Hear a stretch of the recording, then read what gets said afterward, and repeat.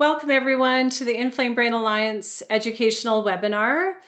What is Neurodiversity Affirming Care? A guide for supporting PANS PANDAS. Using the chat box, we'd love to hear where you're joining us from. My name is Marnie Duchesne. I am the part-time executive director and co-founder of the Inflamed Brain Alliance, and I'm delighted to welcome you to our spring educational webinar. Thank you so much for being here. We're grateful that so many of you found this topic important enough to join us today for this conversation with our guest presenter, Emily Bennett. While we're excited to have over 30 people registered, we also recognize that this topic is deeply personal for many of you, including those of us facilitating and presenting this evening. Your presence here matters, and we hope this session feels both supportive and informative. Before we go further, just a few quick housekeeping notes. All participants' lines are muted to minimize background noise. Closed captioning is available and can be turned on in your Zoom settings. If you have questions for the presenter, please use the Q&A box, and we invite you to share your thoughts in the chat throughout the session. This webinar is being recorded, and you'll receive a follow-up email with the recording next week, along with some resources from our presenter.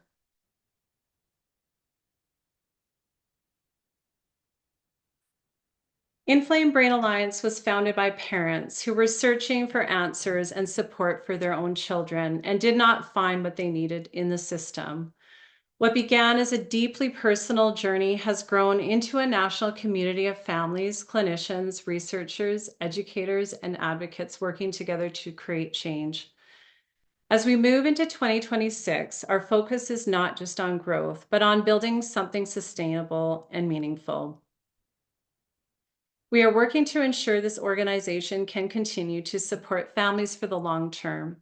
We are strengthening our community by investing in leadership and volunteers so this work is shared and supported. We are deepening our impact through research, education, and programs that reflect the real needs of those living with PANS and PANDAS.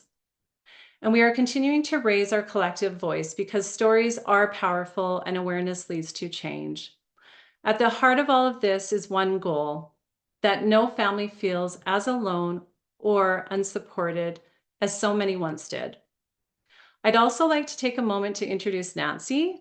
She's our National Peer Support Lead who plays a vital role in supporting and connecting families across the country, and who will do the honors of introducing our guest presenter, Emily Bennett. Hi, everybody. It's Nancy. Just before we do that, I'd just like to have, if people can put where they're coming from into the chat, it'd be great for us to know where everyone is viewing us from. So if you guys could do that now, that'd be great. And we'll check back with you later on that. For Emily, this is she is just very, very honored to have her join us today. And she is a registered clinical social worker, and she's based out of Lethbridge, Alberta. She works as a counselor and supporting children and families as they navigate the difficult and often complex experiences. As a certified synergetic play therapist with additional trauma training, Emily brings a deeply compassionate and relational approach to her work, holding space for individuals as they process experiences, integrate memories, and manage challenging situations. Her previous experience as a medical social worker has also been incredibly valuable, particularly when navigating systems of care. In addition to her professional experience, Emily brings lived experiences as a parent of 2 children with PANDAS, which adds an important, meaningful perspective to her work. Emily, we are so grateful to have you with us today. So I'll now turn things over to you. Perfect. Thanks, Nancy. I'll just get my screen share going. I will say that introduction makes me feel like much fancier than I think I am. But we have some people joining us from, just letting you know, some from Vancouver, Montreal, Newmarket, Ontario, Aylmer, Quebec, So, you know, it looks like, you know, different places across Canada. It's awesome. Perfect. Well, welcome everybody. I'm gonna kind of dive in here. We have a few times we'll kind of check in to see where people are at. And then we will have a Q&A at the end there. So if you have questions, put them in the Q&A as mentioned, and we can kind of get to them hopefully at the end. So today I'm going to be talking about neurodiversity affirming care. And it says a guide for supporting PANS PANDAS. I will say this ideology covers all sorts of neurodiversities, which we'll talk a bit about. So disclosures, I feel like any real presentation has fancy disclosures about partnerships and money that they're getting. I don't have any of those, but I do like to say that presentations are not my jam. Not my favorite thing to do, but when I am passionate about a topic or I think something's really important to share with people, I will kind of suck it up and be brave and talk. So that's maybe just bear with me as I'm awkward through some of this. I talk quietly, quickly, and sometimes I mumble. So feel free in the chat to let me know if this happens, and if I don't catch it, Nancy will nudge me to tell me to slow down or clarify what I'm speaking. I don't catch it until someone else lets me know. So just let me know.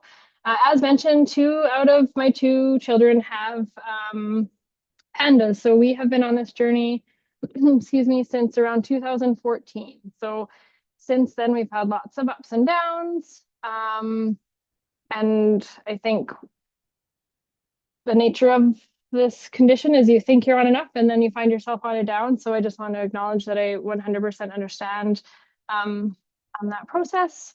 Both of them are PANDAS, but I would say, or diagnosis was with strep, but PANS because I'd say we do see those flares with other illnesses too, just as a side note. So because I have the stage, these are my kids. So this is my daughter. She is old now, not old, old to me. She's almost 16. She's a big volleyball player.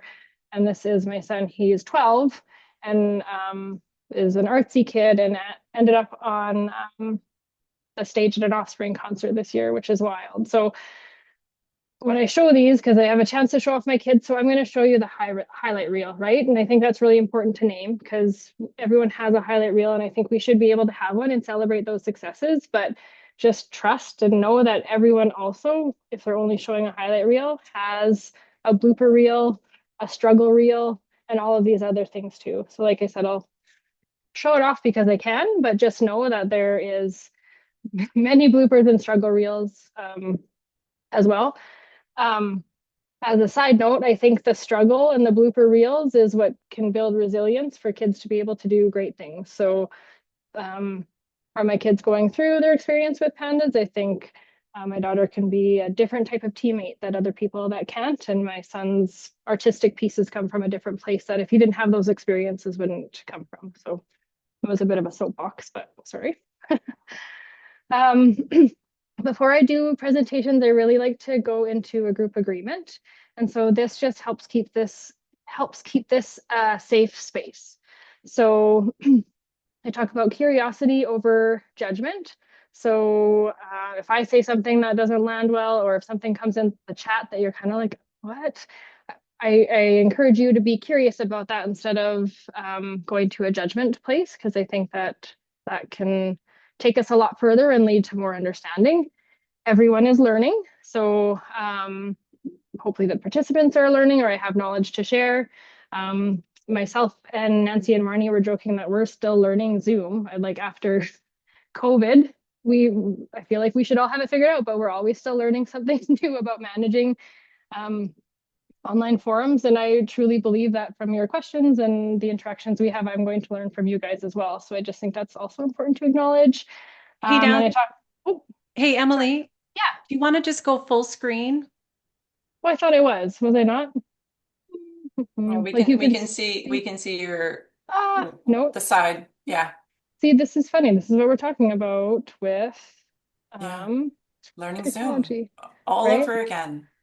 So I'm going to do this the backwards way then. This is funny. Last time I did a presentation, we had a funny thing with my slides not like progressing as I was talking. So I always got to keep it real. Okay, is that better? Now go into slideshow because we can still see the slides. There, yeah. See, now I can't see anything. Oh my gosh, we Oh, had this all rehearsed, you guys. I'm so sorry, participants. With the group agreement, while we're doing this, can we ignore? Is everyone yes. okay to just let us I'm, know that they feel safe yeah. about that? Yeah, so if I can get some thumbs up or your favorite emoji to let us know that you are okay with the agreement with what Emily said, that would be wonderful. Just some hearts, whatever you want. That's great. What else you got there? Any emoji that you enjoy. My personal favorite is the celebration one. What are we seeing on the screen now? Well, we're seeing your slide, and then your on the other side of that Still is see my your notes. disclosures where it says disclosures. So Weird. Like literally had this all figured out, tested it again today. yeah, you know what? Like it's Yes, okay if you want to go through it that way, that's fine. If you're okay with that, just or sort you of, can try one more time to sort of see I if don't know. I can see that's probably just the, is that just the we can see you now. Can you see it? yeah. Um, yeah, but it's not progressing. Oh, there we go. There. Okay. I don't Yep, have my that's good. notes. That's the only problem. So bear with me. I'll try one more thing, you guys. Sorry. That's okay. This is so funny. Not really, but content only. This is going to be notes again. Yeah, you can see my notes on the side.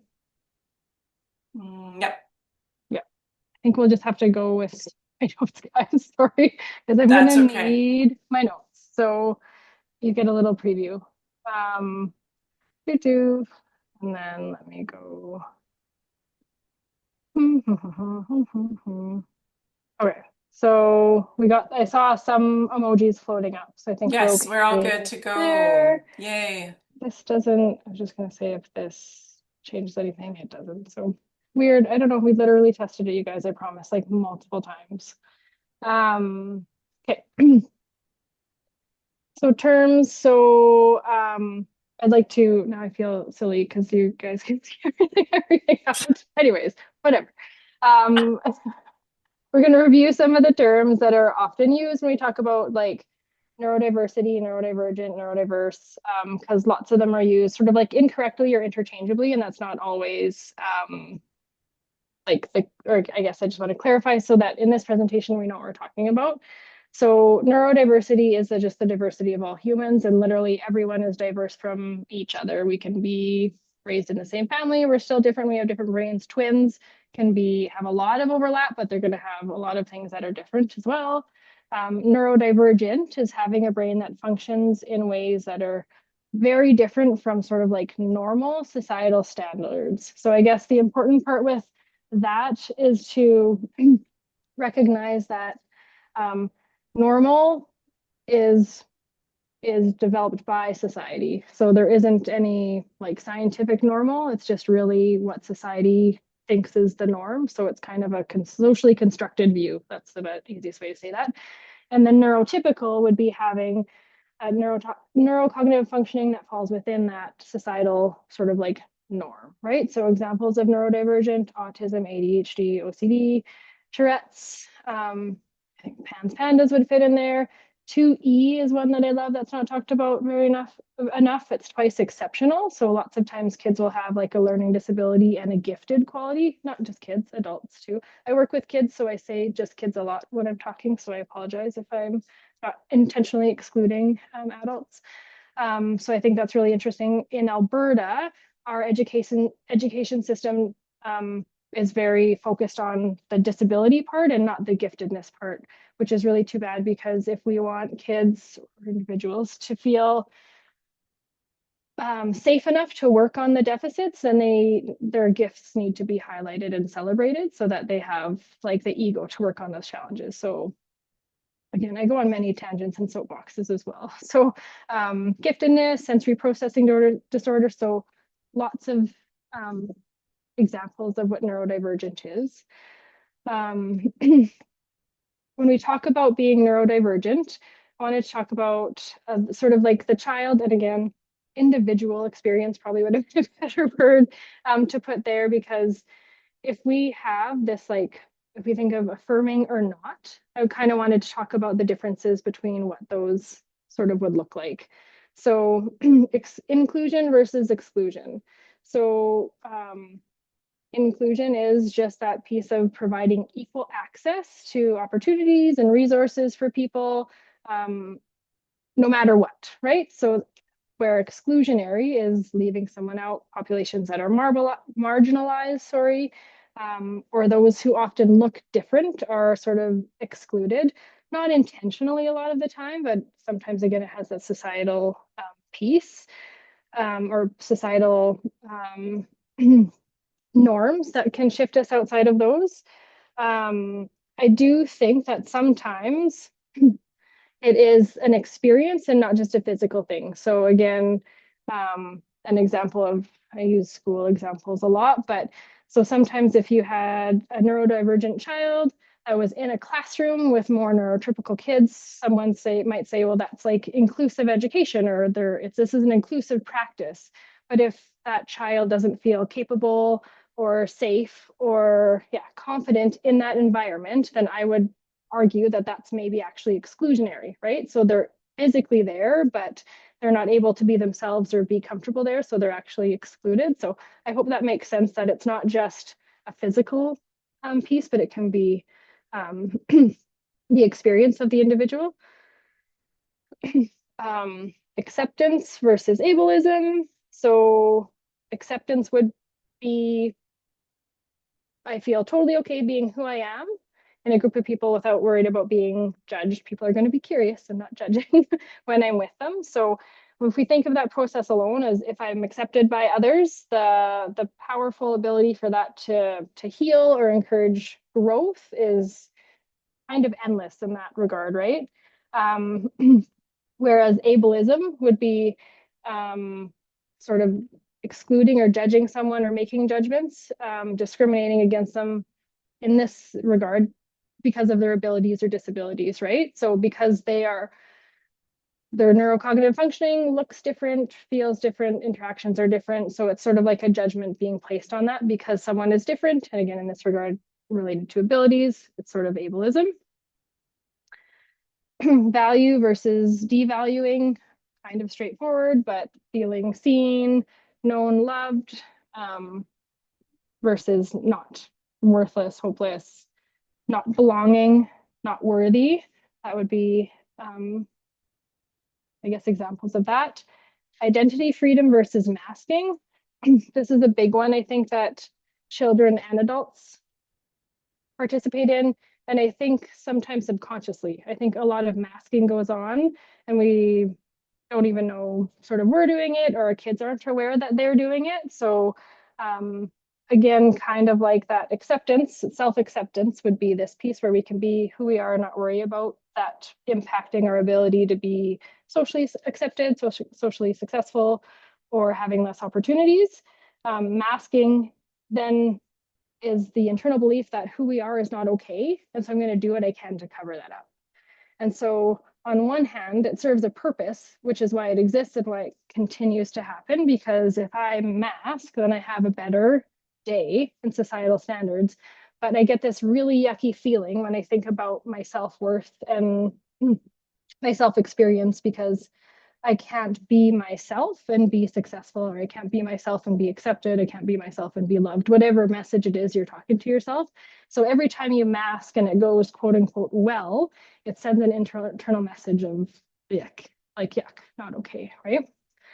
And then that can even eventually lead to like a fight flight response, survival response. Your nervous system can light up with that one too. So it's a big one, I think, that we do see a lot in kids and adults for sure.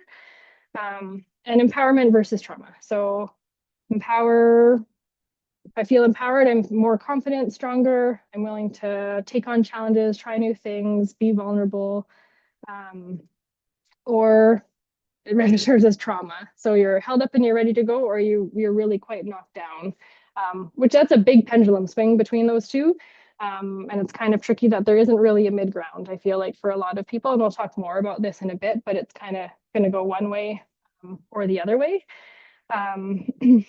which is really sad. But if you're empowered, you can take on those things. If you're not, you might experience like shame, embarrassment, rejection, any of those things. So, and then often by the time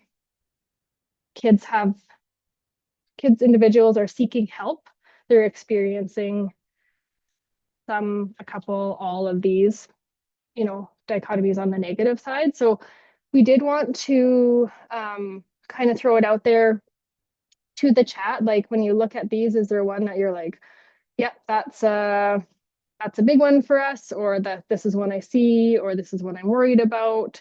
Just kind of, if you feel comfortable to name, what stands out for you, I guess, with these.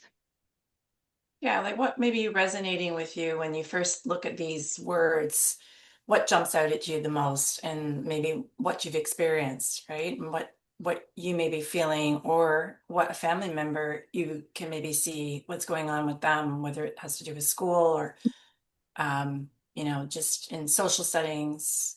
So if anyone, has that kind of like, yeah, jumping out. I've already got two that said masking. And that one actually jumps out at me too, just in certain family members, and yeah, overwhelming. Exclusion and trauma. Yeah, like it is, I think we feel a lot of these things, right, Emily? I mean, Yeah. when we're in this type of environment and what we've been faced with, and empowerment. Yeah.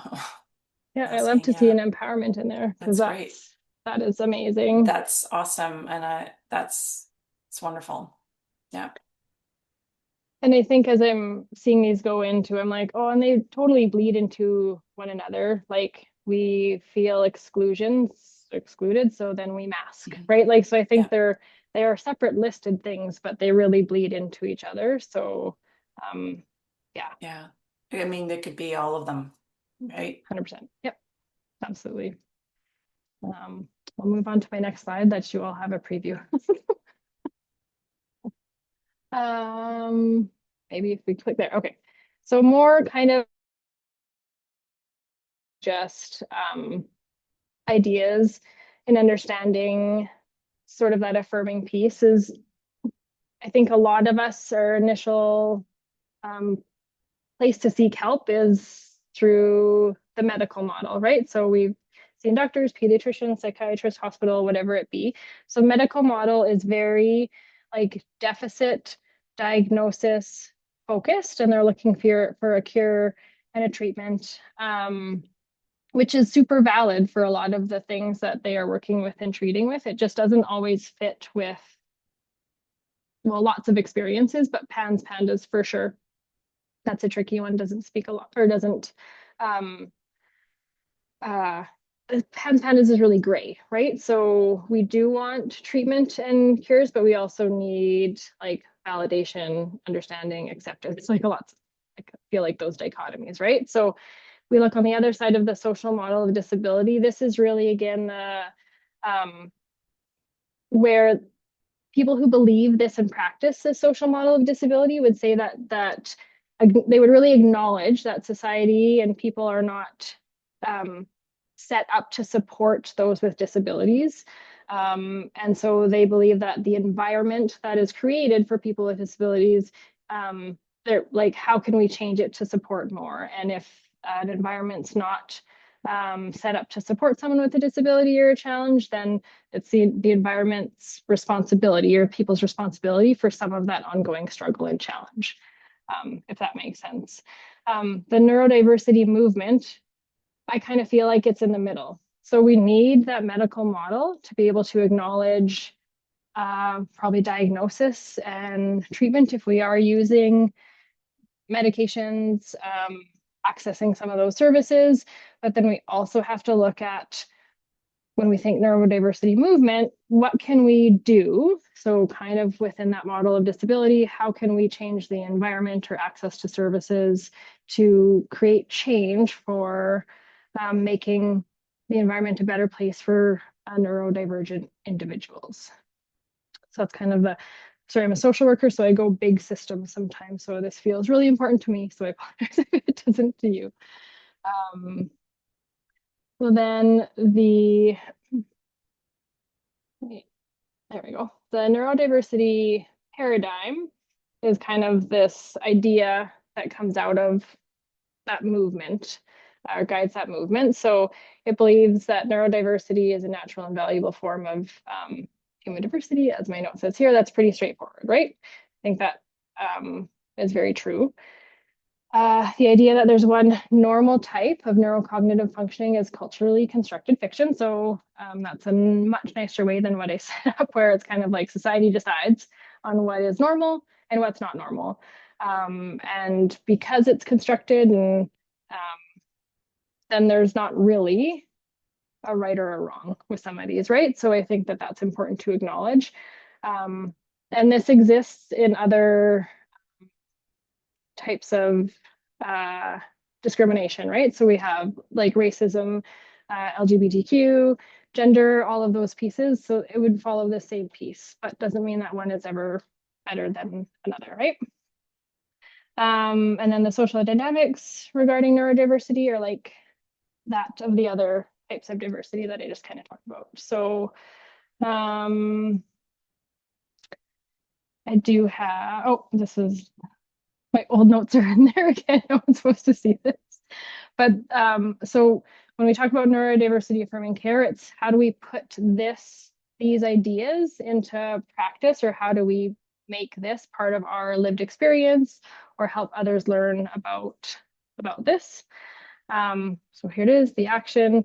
So neurodiversity affirming care, I should mention, like, so there is a like a play therapist in the States. His name is Dr. Robert Jason Grant, and he talks about OT play is what he has developed. And he talks about this neurodiversity affirming care, and he applies it to play therapy. I think it's super important. I really like it. And so then what I have been trying to do is, how do I take those ideas and how do we take it out so that it's not just in play therapy, but it's for day-to-day life in humans and interactions. And of course, with my experience with kids with PANDAS, how do we help others embrace this idea? And so this is me kind of adjusting or adapting his ideas. So it is a philosophy, approach and choice to honor individuals through this neurodiverse lens. So it is a choice, which I think is really important. It does have to be an intentional act. So it's not, I'm trying to think of an example of something that you just kind of do and then it's like done, you've reached it. It's not like a passive, it can be like sort of a passive practice. With this affirming care piece, you always have to be mindful of it. And if we're not mindful of it, it can even have the opposite, where that maybe we're like unaffirming, right? So it emphasizes supporting individuals through their challenges and making accommodations for their needs. And true accommodations, I think that often we talk about accommodations, or sometimes accommodations, we think of them, but then putting them into place doesn't happen too. So I think that the word accommodations, we need to really mean it and hope that it's something that can be put into place. And it should empower neurodivergent individuals to recognize and leverage their strengths, navigate their challenges, and make adjustments to their personal requirements. So I think that sometimes, and again, this I think lumps in with accommodations. So if we have, diagnosis X, then we're putting strategies Y in there. And I think that when we talk about being neurodiversity affirming, it's going to be more individualized, which is a big ask in lots of systems. I do appreciate that, but I think it's when we don't offer that individualized care, we fall into those risks of the dichotomies, the trauma, like those other kind of pieces. And so I think it's really important to look at things on that individual level, and the blanket accommodations aren't going to fit for everyone. I think this is especially true, and again, I'm biased, but for PANDAS or PANS, because it looks so different with every individual, but the nature of how it changes over time means that what strategies we put in place early on might be completely irrelevant like later on, or what you put in for one person might be completely not applicable for someone else. And so I do really believe this like this piece of looking at the individual is really, really important with PANS PANDAS. So my kind of little piece here is that when someone isn't affirming, I don't think anyone wakes up. Well, I hope not. This is the optimist in me. I hope nobody wakes up to say, I'm going to be purposely neurodivergent unaffirming today, right? Like, but unless we like acknowledge and engage in the practice of being affirming, then our actions might look sort of less affirming. I think when you have a connection to disability, in this case, PANS PANDAS, you're less likely to fall into that because I think we become hyper aware often of everything that people are doing or not doing, and it's tricky. Yeah, I think I'll get off my soapbox there. That's a lot of talking. So how does this apply to PANS PANDAS? So kind of like we talked about a little bit of this, I guess, but it is an invisible disability. And this is the piece where it can be invisible in that someone can be going through a flare and masking and not hiding it. And so that's one piece of it. I think the other piece of it is that it can be, you can have a relief, so to speak, right? So if you're not in a flare, it's even invisible to the person that is impacted. So if one of my kids is doing well, they don't even have visibility of their own neurodivergent experience, right? Which is kind of trippy to think of how that could impact you. Skills and ability are dynamic, so they're changing. So what I asked someone to do last week, they might not have the capabilities to do it today or tomorrow. And so when that shifts and changes, that's where that individual and affirming piece is really important, because it's really easy to go, well, you did that yesterday, you should be able to do it now. And that's just not the case. It's like a neurocognitive situation, not just like a choice. And so I think that, and I do have a resource that talks about kind of skill, not will. And so I think that's another thing that why this is so important for PANS PANDAS people. Kind of similar, but this is an onset. So again, it was fine and then it's not. And so then if we're talking about true affirming care, it's that ongoing assessment of how are things going, what do you need, what's going on. So, and even with this piece, if it's your first onset, think of the experience and sort of like trauma about like thinking you're neurotypical and then overnight getting sick and then having this very extreme neurodivergent experience. So to be able to be met with that with like affirmation and comfort would be so is so important. And I think that again, when we talk about the medical model, and I think probably all of us could share experiences that we've had where we haven't maybe been believed or validated or anything like that, makes it much, much harder to keep going on, to trust in what you're doing, to take those next steps. So this is just sort of a few of the things is how it applies to PANS PANDAS. I'm sure there's also many more. Like I say here, I think like all humans could benefit from affirming care, but I think that when we think of the marginalized experience and the difficulties that people with disabilities go through, it's especially important to offer them that experience of affirming care. Yeah, I think that is it. If I missed something in my notes, let me know, guys. I will not stop joking about this. Okay, so another kind of look at the why. So this is found this sort of recently by a researcher named Peters, and she developed this sort of neurodivergence trauma cycle. So again, this isn't just for PANS PANDAS, but I think it's super applicable and very much would be, excuse me, an experience that we can kind of relate to. So negative experience for us, it could be, you know, even illness, right? So that's kind of the onset. So we have that something happens where then a neurodivergent person is misunderstood, doesn't get their needs met. So I think that could be daily, like I said, could be onset. It could be like a quote unquote normal trauma, car accident, something like that, where bottom line, neurodivergent person misunderstood, doesn't get their needs met. I'm pointing to the screen. I know you can't see that. I'm a hand talker. So from there, often we mask. And this like came up as the most, mentioned one in that when we talked about the dichotomies. So they're trying to further avoid miscommunication, suppressing it, just trying to kind of normalize on the societal level the experience, not within themselves, but to be sort of like accepted, understood.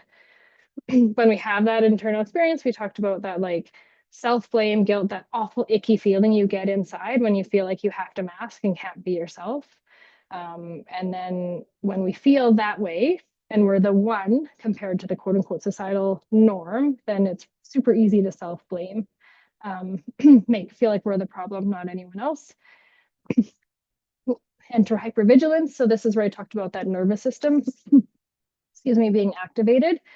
So you can hit that fight or flight, freeze, shut down response because you don't know, what's going to happen, where things are at. So with hypervigilance, I think hypervigilance is on high alert.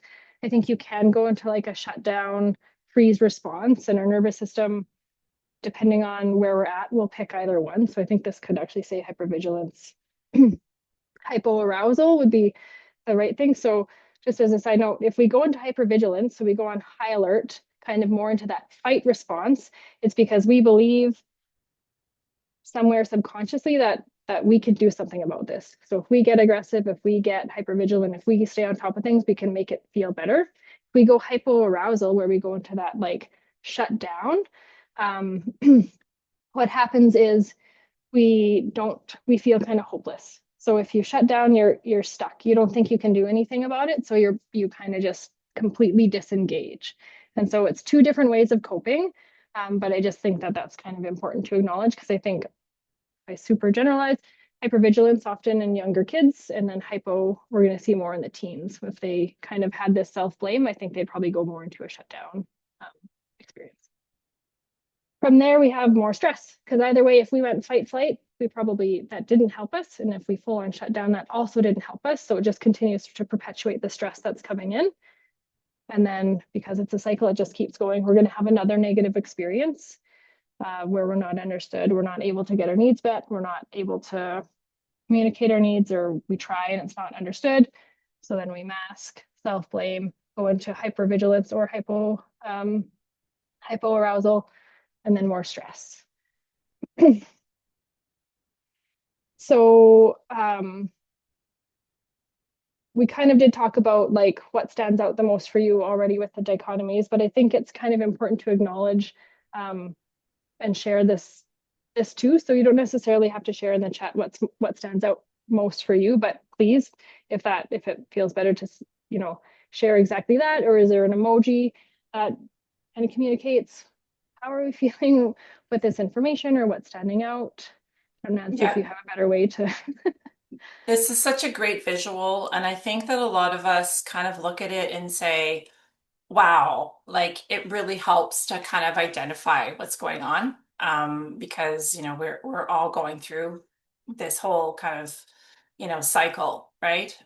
So thank you for doing that visual. It's really, really helpful. Yeah, I mean, if this kind of resonates with you, I'd love to see a reaction.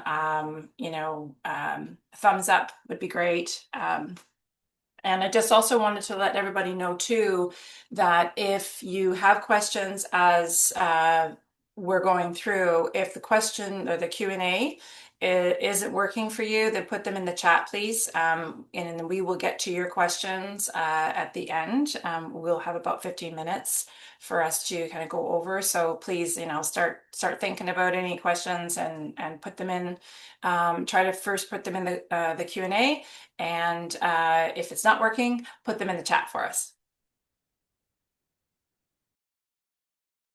Perfect. Thanks, Nancy. We did get some thumbs up. That's awesome. I saw some thumbs up, maybe a heart. So I'll take it. Yes. It's a lot and can kind of weigh heavy too. So it's hard to communicate in emoji, but sometimes no words is better also. Okay, so what does it look like? So when we talk about this action step, it exists on multiple levels. So it can exist on a personal level. So I can decide that I'm going to try and bring in neurodivergent affirming principles into my interactions with my children, family, supporting the best way I can there. They can exist on an environmental level. So I think this is where it's like, oh, how do I share these ideas with my work, my child's school, you know, some of those kind of like closer, smaller in, you know, environments that maybe the people we're trying to support are connecting with. And then way bigger on a societal level. So environments, yes, but more of like a ideological shift, which is really big. So I think it's just important to acknowledge that it can exist on these different levels. It's going to look different for every individual, especially as I said before, when we talked about PANS PANDAS being so unique, looking for everyone. I think that's really important. So I think it would be so nice if I just said, hey, we're just gonna, you do these steps and then that's affirming care and like done, like would be so great. But and easy and so nice if we could share those steps with everyone else, because then it could be so seamless and delightful. But unfortunately, that's just not the nature of supporting, well, humans, but neurodivergent humans, and then certainly humans with, you know, impacted by PANS PANDAS, because it is such a unique and dynamic experience. So I think, again, like frustrating isn't the right word, but it's more work. So like I think I when I think of being a PANDAS parent, it's an exhausting piece. So when I first was kind of looking at this, I was like, oh, it feels like more work, but really important and intentional work, if that makes sense. So if we really look at acknowledging those individuals, and this is showing respect, I think, in that kind of piece. So a couple of examples of resources, specific resources that, again, I think when you check a resource, we read it and then think, well, how could this apply to the situation? Because even if someone did give you cookie cutter steps, I'm going to say that probably if you did it that way, it's not going to be the same, not going to have the same impact for everyone. So Stuart Ablon is thinkkids.org, and he has a lot of great resources. He talks about this collaborative problem solving approach. And so again, that's really working with individuals, it works with kids too. So working with kids, which I think is really important because his experience talks about giving the kid a voice, child a voice, or and I think when we think of that neurodivergent individual experience, I think their voice is often muted a lot of the time. So I think that's a really important thing. So that could be something that is maybe helpful to check out. And then Robin Goebel, I spelled her name wrong here, it's supposed to have two B's, is another one. And she talks a lot about that nervous system piece. And I kind of like that she looks at it across all sort of behaviors. So kind of no matter what the cause is, how can we meet people where they're at to try and discover what they need and offer that support that they need. And again, when we think PANDAS, I think there's this piece of like, we do need some medical support in some of this. So this isn't like a be all end all, like fix all by any means, but it's, these are things that could maybe help. And I think these are written as close as they can from a neurodivergent affirming lens. So if that's kind of helpful. Yeah, I think that is it. So same with the like again, this ideology being adapted from play therapy. Dr. Grant has these affirming constructs related to play therapy, but I think they're so important to be spread elsewhere too.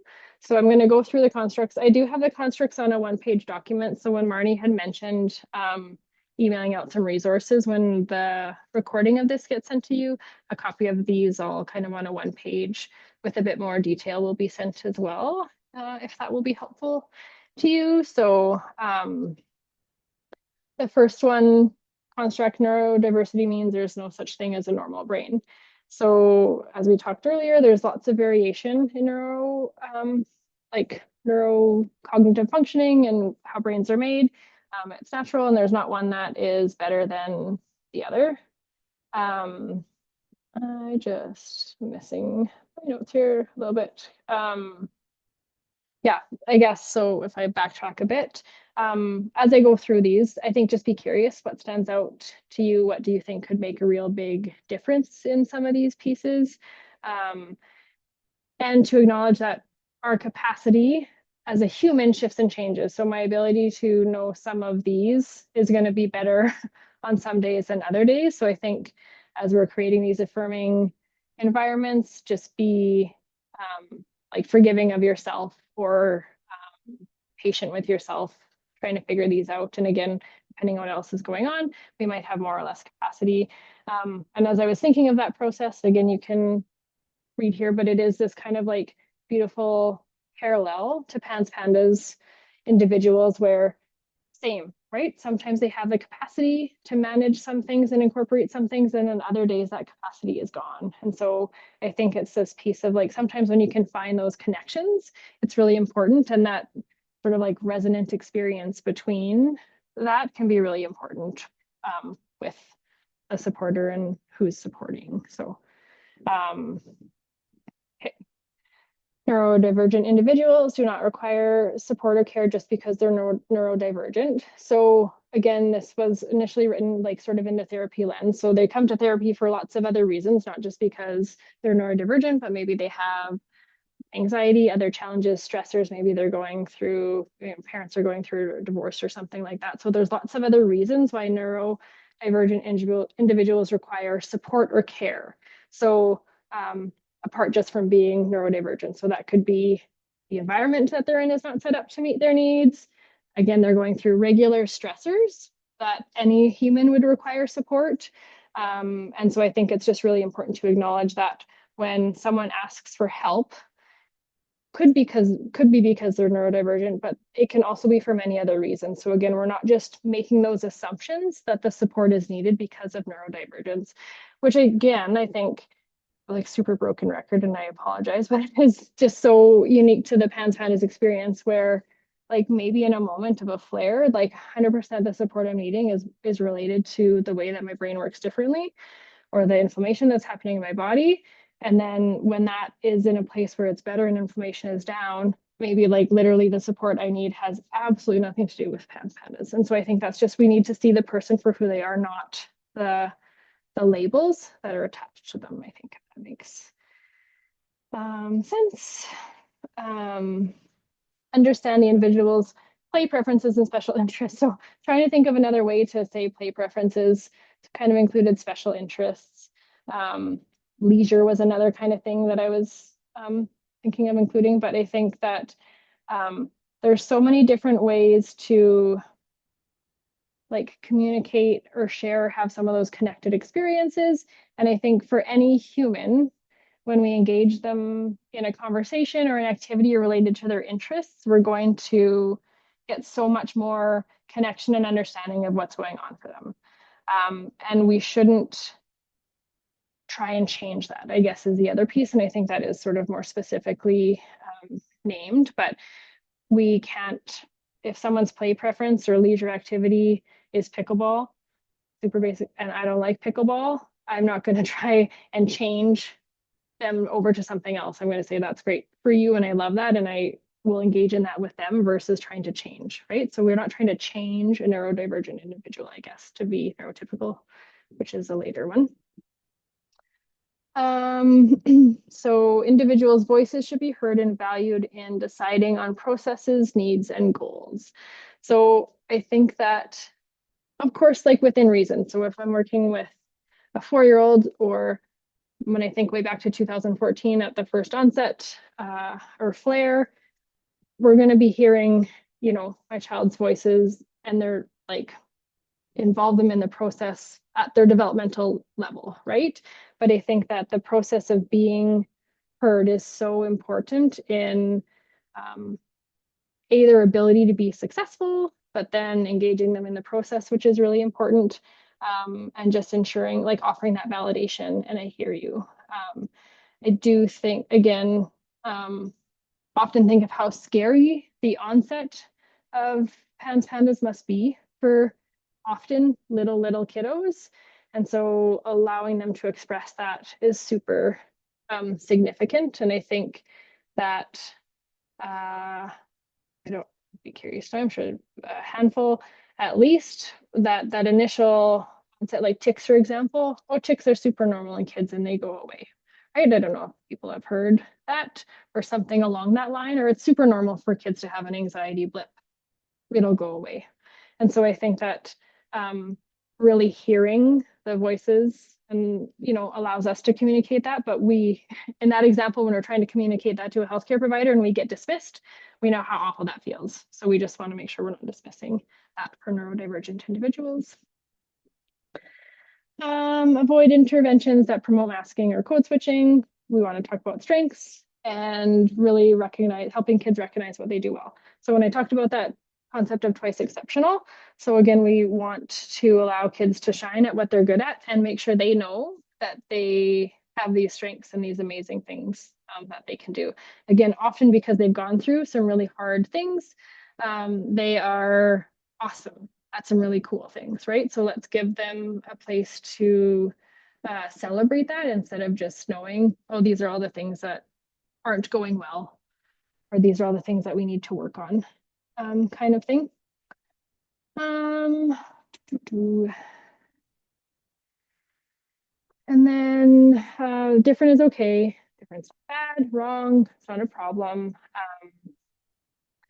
The focus is never on trying to change someone who's not neurodivergent to be neurotypical or even to look neurotypical, right? So again, that talks a lot about the masking, but it creates that, the fancy word for it, I would say, is kind of that internal incongruence. So as soon as what we're trying to be doesn't match up with who we are inside, we have that incongruence and it fires up that nervous system, which again can be that hyperarousal, hypervigilant, or hypoarousal, or kind of shut down response, which I think that like fires you right into that like neurodivergent trauma cycle that we kind of talked about, right? So that's a really, I know I keep saying yuck, but I think it's just this really, I feel it in the pit of my stomach, like yuck, that piece. So sends a message to the kids that who they are is not good enough.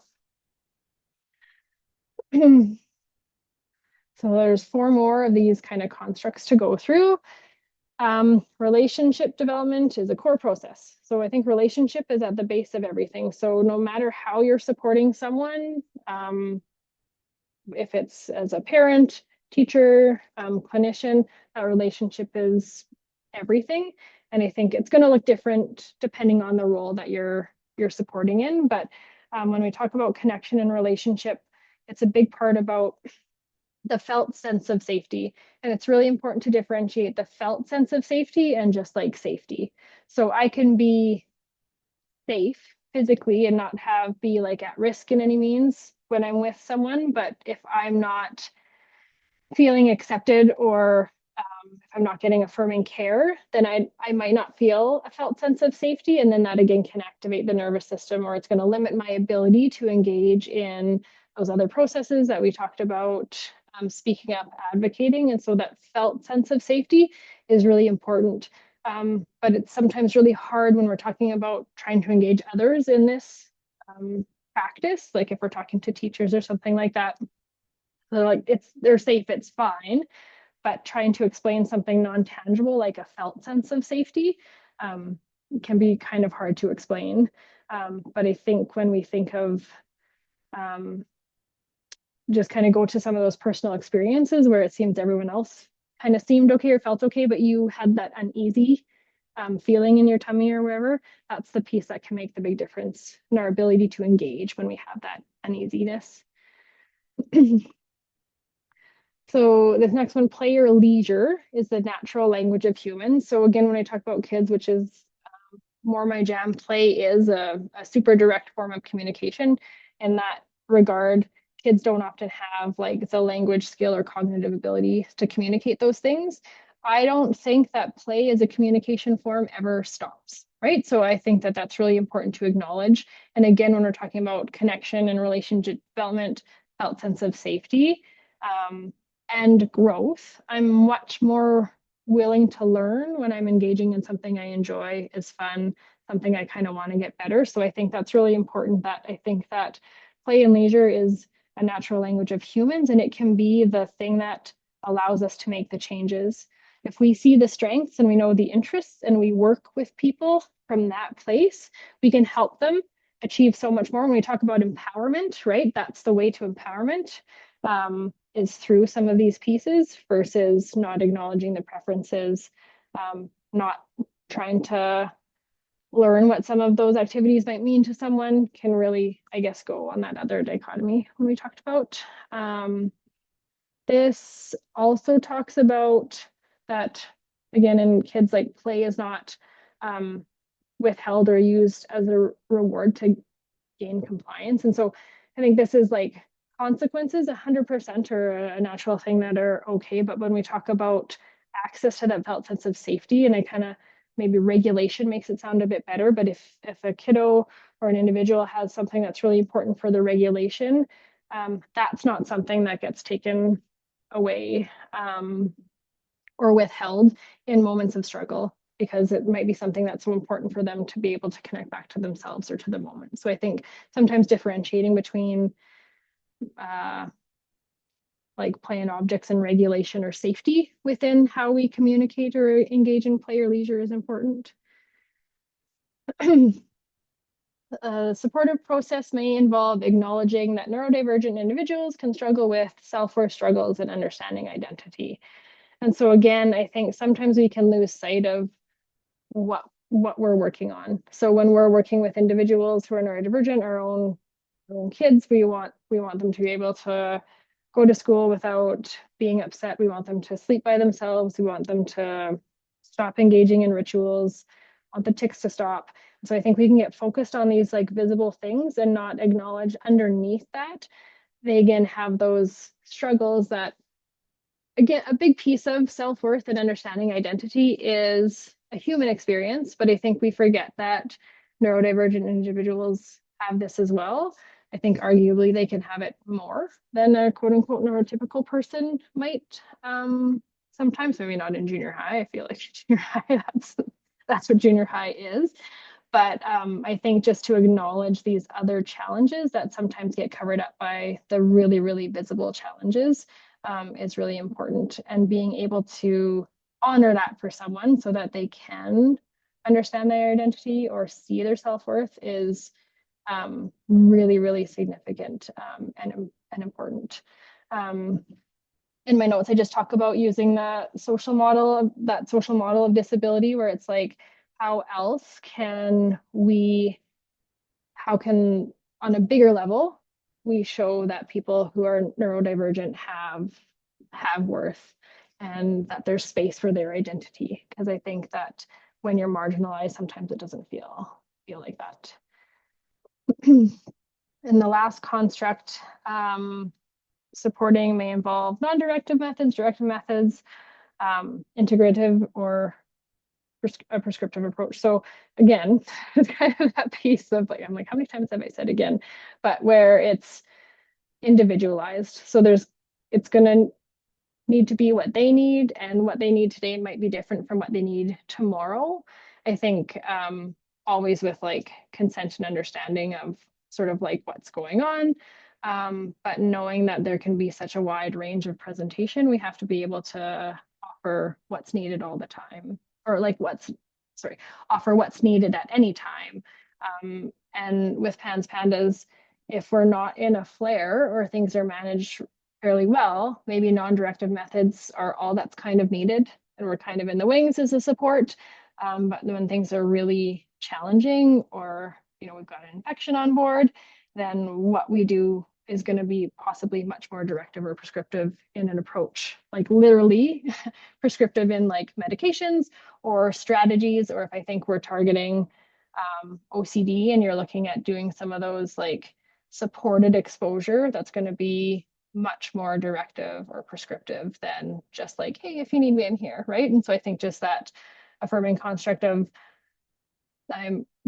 what you need, we'll figure it out, and we'll present with what it is. So again, this will be sent out to you, and you can take a look at it. And I think just looking through those, what stands out, what do you think, like, hey, yeah, this I've got for sure, or like, oh, I've never really thought of that, I wonder what this means for me or my child, or how do we look more into this, I think would be really cool as a process to kind of be curious about. But also just with that piece of like, it would be great if, we all lived and breathed these, affirming constructs. I feel like if I had them on a t-shirt, I've got them out there all the time, but I'm going to be able to focus on relationship more at sometimes than prescriptive approach. And so I think it's not that we have to be in these all the time. I think we have them in mind and we're able to shift and learn and grow by acknowledging some of these pieces. So I hope that makes sense. Kind of following up to that, and I'm guessing you probably can't, or maybe, I don't know how good people's eyes are, you can see sort of some of those questions, but this is something else that will get sent out with the recording, is this, these questions, and it's a self-assessment on sort of, I guess it breaks down those constructs almost and helps you figure out like, oh, what areas of being neurodivergent affirming am I like knocking out of the park and totally killing it? And are there areas that, yes, I haven't considered, or maybe I didn't even realize was something that I could be doing? And it's just kind of a way to think about what, when I talked about it being a choice at the beginning or not being passive or intentional, how can I continue to participate in this? I think that no one really should ever get like that they're always doing all of these practices all the time. I think if someone said that, I don't think they would be being truthful, because again, as we learn more, sometimes the more I learn, the less I think I know, right? So then if I learn about this one area, I'm like, oh, dang, I have to figure this out, because I have been not, and not intentionally, not honoring something, but like I got to look more into this, or maybe this didn't really apply to me before, but now through my experience, like this is super significant. How can I engage this? Or this would be really important for someone to do to me. How can I include it in my life? So I think it's something that's always going to be ongoing. No one ever finishes this game. It's not like Mario. You don't ever beat Bowser and save Peach. We're always going. I think I missed anything there. Yeah, how can we honor it for ourselves and then for others? So I think it to honestly answer these pieces, it's vulnerable. And I think that's the other thing. I think that I would love to say that, yes, I'm doing this all the time.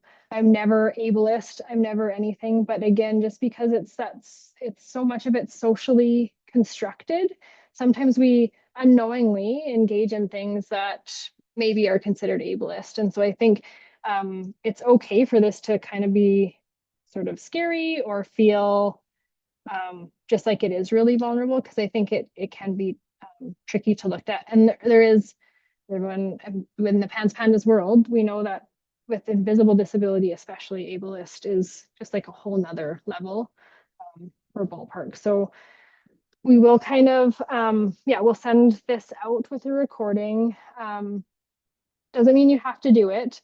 But then my notes that everyone can see is like, just that consideration of what works for you to have ongoing reflection. So it doesn't have to be the self-assessment, but like what else works for you to consider? How can I continue to be unaffirming, or how do I work this or into my life, or how do I share this with others? Just about done. I'm speaking fast, I think. Almost done, but so this is my cheat way to do a resource sheet, and so I don't have to do all the little words. I'm just like get pictures of the things that are used. So what wasn't on that other page, we talked about Robin Goebel and Stuart Avalon. Robin Goebel does have a podcast. So I don't know about others, but for me, sometimes sitting down with a book is challenging these days, but popping like AirPod in my ears and listening to a podcast works really well for me. What I like about podcasts too is you can find specific episodes. So not that long ago, a few weeks, I think Robin Goebel did actually have someone on to talk about PANS PANDAS. So I was like so excited and thrilled about that. I don't think I saw when people were sharing where they're from. We're actually going to have Robin Goebel in Lethbridge for a conference in the fall. So I'm super excited about that as well. Dr. Becky Kennedy, she talks a lot about general parenting, but she really talks about Deeply Feeling Kiddos. And so that's another sort of resource that I would recommend. She has a podcast, same thing. You can pick by topic. Lots of these people have appeared on other people's podcasts too. So like Becky Kennedy was on like a Dax Shepard podcast a while ago too. So depending on what you how you kind of like to listen. But I think from my experience with PANS PANDAS, when you think deeply feeling kiddos, like I don't know if they're like it's so applicable to my own too, anyways. So I think a lot of what she talks about in terms of strategies is really beautiful in acknowledging the neurodivergent experience and just the general experience of the kids, really allowing their voices to be heard and then kind of working those in. The op play handbook, not so much it's where a lot of this are like affirming pieces came from, but it is definitely it's like a therapy book. So totally check it out. He has a YouTube channel where he shares lots of ideas, which I think is great. He doesn't have his own podcast, neither does Avalon, but both Grant and Avalon have been on lots of podcasts. So if you put their name into wherever you listen to, they'll come up. Yeah, it might be a great idea if you take out your phone, take a screenshot of this so that you've got it on your phone. Perfect. Whenever the mood strikes, you can go and grab one of these books. Totally. Yep. And on Robin Goebel's website, she has lots of printable resources too. So even just about like regulation strategies or steps. So I think that those can be really helpful too. And then my last slide, as you can see, is just thank you and questions. So will stop sharing my presentation and my notes. But Thank you. Yeah, hammered through it. It was awesome. Thank you so much, Emily, for that thoughtful and insightful presentation, for rolling with it when your notes wouldn't disappear. We practiced it, and we couldn't see them, right, Emily? Okay. Like many So times. I'm looking at the chat box right now. So Nancy, I think we have one question there. Yeah, well, the one that you did answer, but I just wanted to add to it, that if there was any free counseling services where neurodivergent kids can get some advice, speak about their emotions, which they may not feel comfortable to speak with their parents. And it depends on where you're located. But even though, like Marnie had put in there, that there's the Kids Help Phone, which is available 24/7. That's in the chat, and that phone number. There is also in most local places, like I know from in Ontario and specifically in the Halton area, there is it's called ROC. It's called Reach Out Center for Kids. That's what it's short form. And I believe there's ones that are very similar to that in all of the different regions. And these are free services. And they're social workers that are working there. Some of them are free, and then some of them are, paid depending on where you are at. But many people that have school age children are utilizing these services. So if you go into your own local kind of community and look up Reach Out Center for Kids, and a lot of them are very respectable. Like they're very, very well maintained, very vetted, but they are government run. That was one thought. And then the other thought I had was it depends again if you are in Toronto. There is for young adults, there is a place called Stella's Place. Again, it is free. I'm not sure on the neurodivergent part of it, but they have a lot of counselors. They have a lot of people that are working with them. So, I mean, those are two resources that are in Ontario anyway. But yeah, I hope that helps. The other question, another question we had, which was this is for Emily. When flared, my kids haven't. I think she meant they can't mask. School sends them home, and it can take months, years to get them back in, only to have the cycle repeat. Do you have any tips?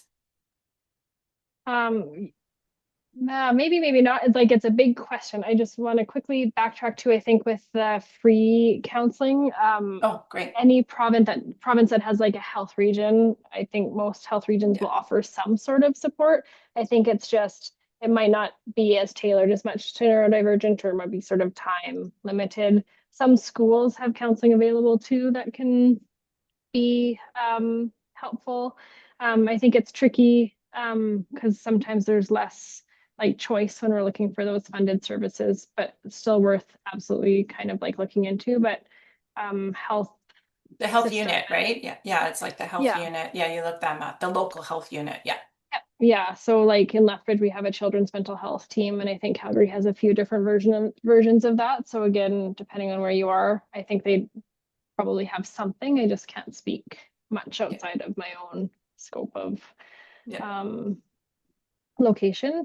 And so when flared, I think like this is really tricky, Taryn. I feel like sometimes you have a big pendulum, swing between schools that are gonna sometimes not call you enough or call too much as soon as there's like a sign of anything that could be a reason to kind of send them home. And I think that unfortunately has like political and resource sort of like implications. But I think when I think of the sort of like the constructs or some of these principles, my first thought would be like, what part could we or could you share with someone at the school to help kind of show them this other side of things a little bit? And so again, the exclusion would be a big one.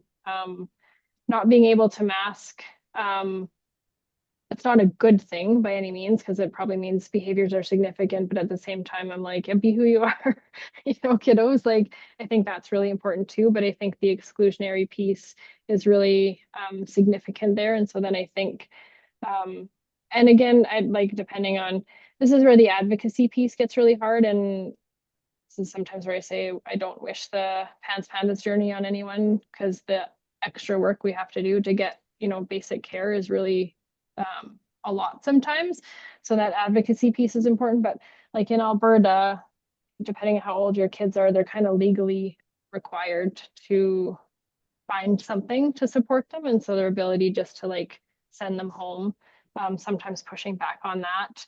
Um, Again, I think it's a nuanced thing to do, but my first thought would be like, what kind of ideas might this, what kind of, when we look at those constructs, what ideas might the school be open to kind of looking at considering, or what do I think might, might be the easiest one for them to accept and kind of starting there.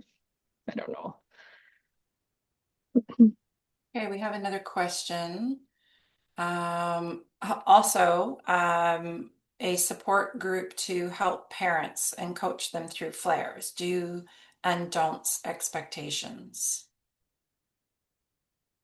Well, I can answer one part of that, which is we have peer support group. IBA's peer support group, which does, we bring up all kinds of different topics there, and we support caregivers. It's the caregiver support group, and that's run usually well, on our website. We have all the dates that are listed, and so that's one good resource for parents. Any other questions, Marnie, Emily, or any other thoughts? Sorry, Emily.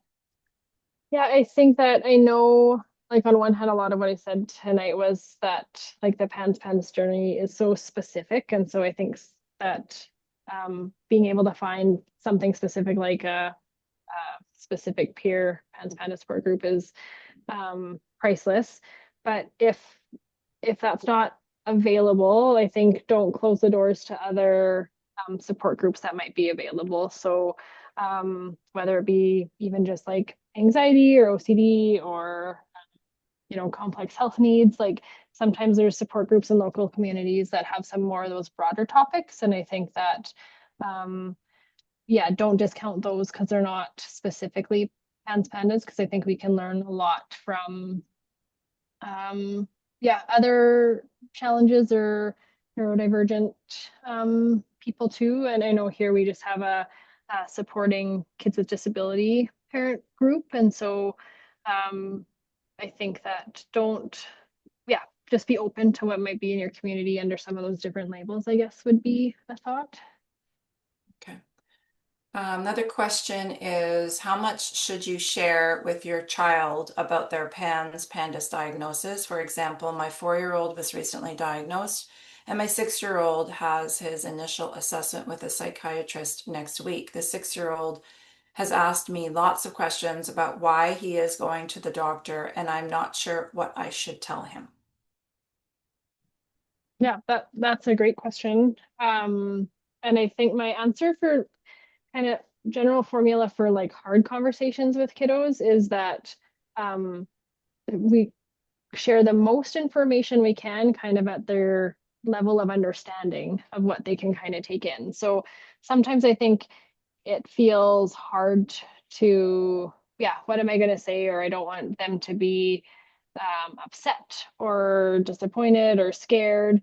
But the reality is when we withhold some of that information, it creates like humans are smart, but kids are smart too. So sometimes if we think we're like, oh, it's fine, it's just a checkup, and we're kind of doing that, there's this weird like communication between your nervous systems where they're like, I don't know, like mom said that it's just a checkup, but this was not just a checkup, or I just was at for a checkup 2 weeks ago. Why am I going again? And so I think the transparency and sharing information at what we think they can understand, I think is really important. And so I don't know your 6-year-old or 4-year-old, so I don't know specifically what to kind of say, but I think it's okay. They're probably aware of some of the anxiety or, tics or whatever is going on for them. So just to say, like, we're just hoping to get the best support we can for some of these new worries or for some of these new challenges. And I think, again, or not again, because I haven't, I just keep saying that for some reason, but I think modeling that piece of like, mommy needs help to make sure that we get the right support for you is really valuable to just like model that idea of like asking for help, not knowing everything can be really helpful too. So I think my cookie cutter answer is like the most information you can share that they'll understand so that they can make sense of the situation, because we don't want them being told one thing, but then their experience is that that's not really making sense, because that can activate the nervous system and increase sort of anxiety more. I hope that made sense.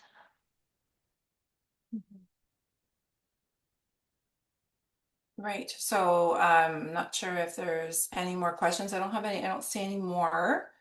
Yeah, I guess we can move on.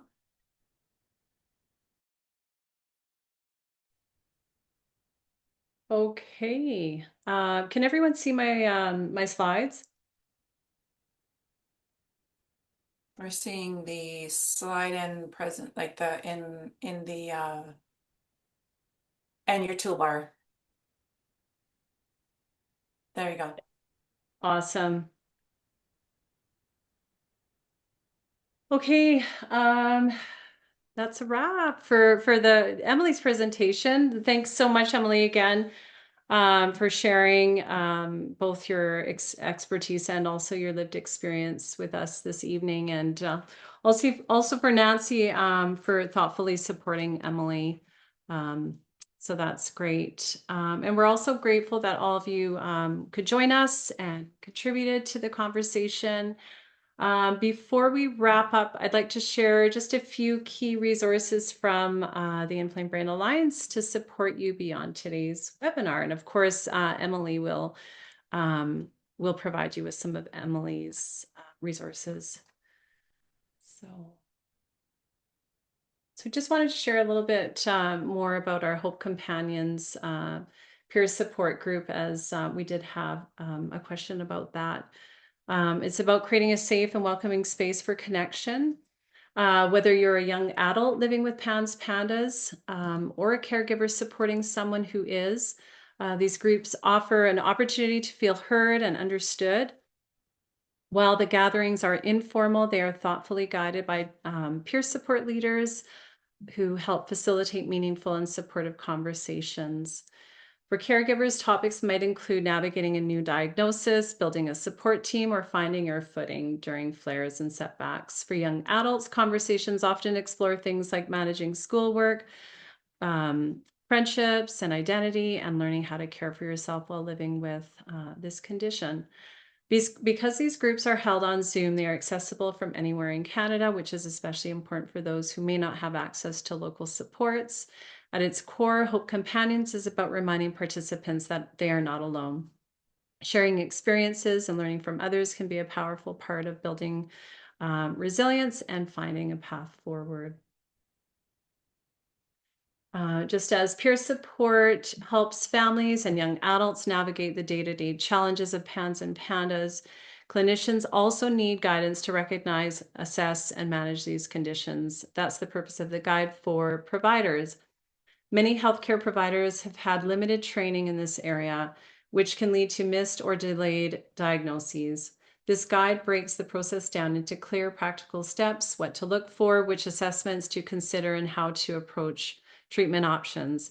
It's not intended to replace clinical judgment, but rather to support it by offering a reliable and accessible reference for busy practitioners. Ultimately, our hope is that this resource can help bridge the gap between family and providers, supporting earlier recognition and more coordinated, compassionate care. Just as clinicians benefit from guidance, educators who are often witnessing these changes in real time also need practical support and strategies. The Guide for Educators is one of our most impactful awareness tools, as teachers are often the first to notice when something shifts for a student. This resource helps educators understand what may be behind sudden changes in behavior, attention, or mood, and how to respond in ways that support the student rather than unintentionally increasing stress or shame. It also offers language to help communicate concerns with families while reinforcing that their observations are both meaningful and important. When schools and families work together with awareness and empathy, it can make a meaningful difference in a child's experience, both academically and emotionally.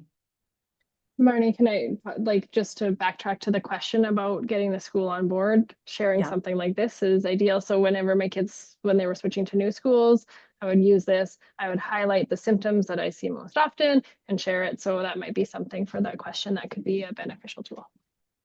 Thanks, Emily. Yeah. With educators and clinicians better equipped to recognize earlier signs, the next step is providing families and providers with practical tools to track symptoms and take action. Starting with the PANS quick test and the PANS rating scale. The quick test is designed to help identify patterns of symptoms that may point toward PANS or PANDAS. It offers a simple but meaningful starting point for families and clinicians who are trying to make sense of sudden or complex changes. We often hear from families who have spent years searching for answers, seeing multiple specialists before someone finally connects the dots. Tools like this can help shorten that journey. As Canada's only national charity focused on these disorders, Inflamed Brain Alliance is working to improve awareness and access to information, because the sooner patterns are recognized, the sooner families can begin moving toward appropriate care and support. And I have heard that this is being used by clinicians and families, so I'm very pleased to hear that. Developed by Bernstein and colleagues, the PANS 31 Symptom Rating Scale is a valuable tool for both clinicians and caregivers. It provides a structured way to track symptom severity across a wide range of areas, many of which can fluctuate significantly, especially during a flare. By consistently recording symptoms over time, families can begin to identify patterns and bring meaningful, objective data to their healthcare providers. This can play an important role in guiding treatment decisions and monitoring response to interventions. At Inflamed Brain Alliance, we've made this tool freely accessible in both PDF and Google Sheet formats, making it easy to use in a way that fits different needs. Ultimately, tools like this help turn observations into actionable insights, supporting more informed and responsive care. So just wanted to make note that the Google Sheet format, you can make a copy of it, and it tabulates all of the numbers. It'll add it up for you, which is quite helpful. After tracking symptoms with tools like the PANS rating scale, families can take the next step by contributing to the Canadian PANS Registry, an ethics-approved study. The study begins with a few screening questions on the homepage, followed by a simple consent and registration process.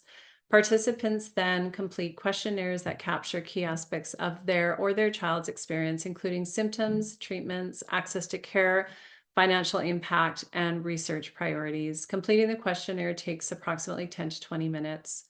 Participation is open to both children and adults with diagnosed or suspected PANS or PANDAS. We are currently working toward our goal of reaching 100 participants, which will allow us to begin sharing our first set of results. By sharing their experiences, families play a vital role in advancing understanding, improving care, and helping shape future research and support for those affected by these conditions.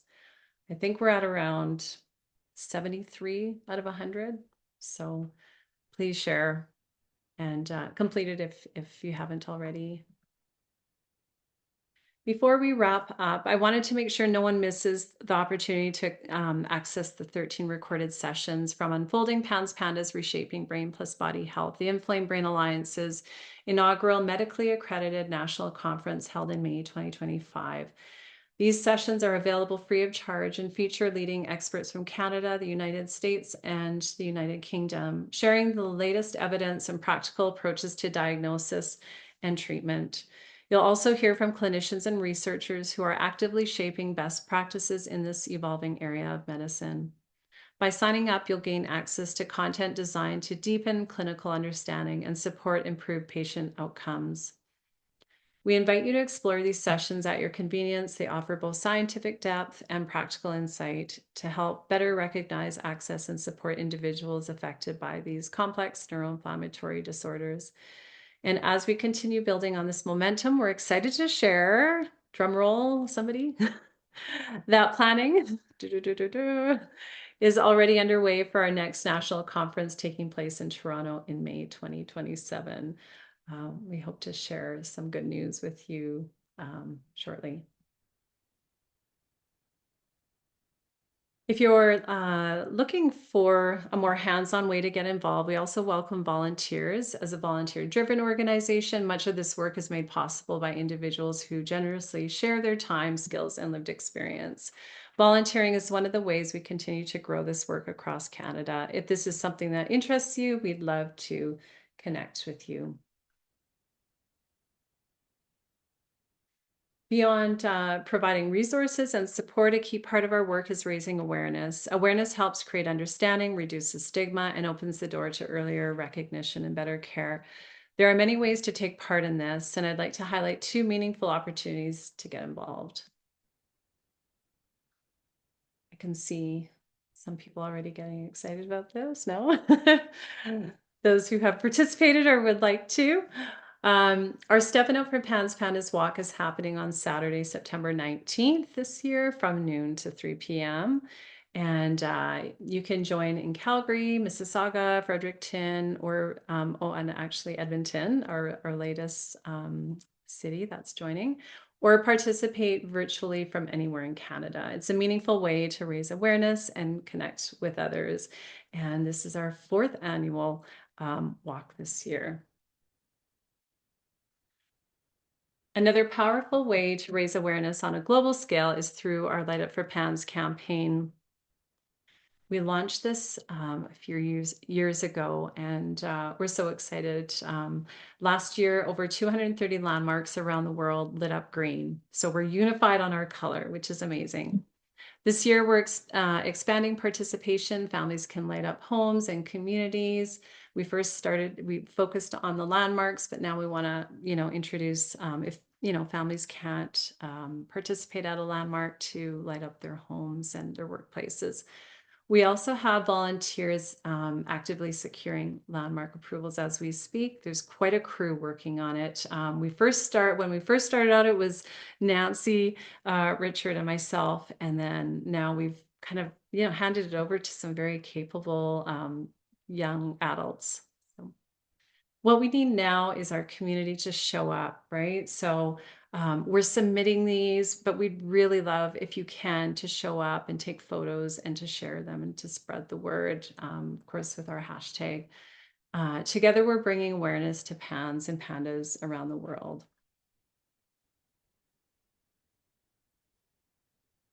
Thank you all so much for taking the time to join us. I know this webinar that we're having today, we haven't had one in a while, so it feels good to get out there again.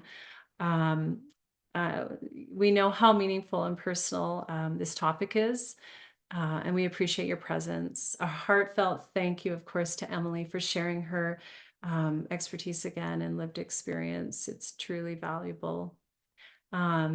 If you'd like to stay connected, there are many ways to stay involved. And for those who are able, supporting our work through donation helps us continue supporting families across Canada. We'll be sending a follow-up email with the webinar recording next week. And thank you again for being here and wishing you all a good evening. Take care. Unless we have a few more questions in the chat, Nancy? No, I think we're all good. Okay. Have a good Thanks, night, everyone. everybody. Thanks.